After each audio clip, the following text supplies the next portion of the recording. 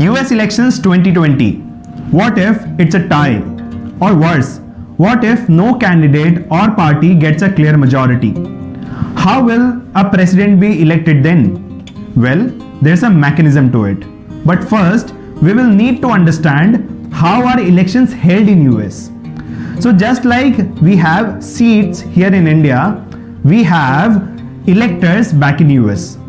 So there are total 538 electors distributed among the 50 states of US, mostly according to population.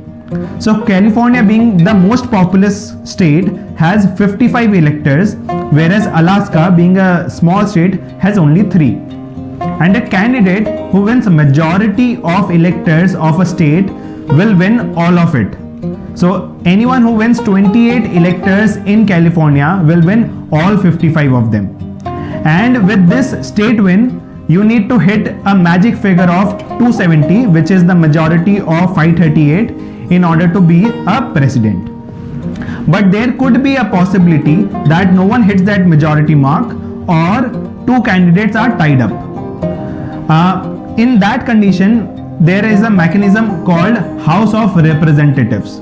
So just like we have Lok Sabha here, there's House of Representatives back in US, which is a 435 member party or 435 member house, which are mostly state representatives, and each of the representatives get to vote, but each vote of representative is not counted as one, but all the representatives from one state will form one unit and vote for one particular candidate.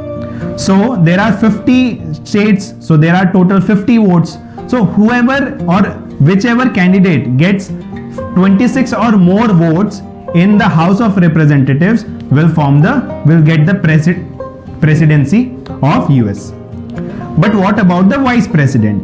Well, vice president is chosen by the Senate, which is a 100-member committee, and each member gets 1 vote. So whichever party or whichever candidate gets 51 or more Senate votes will get the vice presidency. But in case the president is again tied up in the House of Representatives, vice president will become the president of US. So that is how the mechanism works. I hope you liked it. Thank you.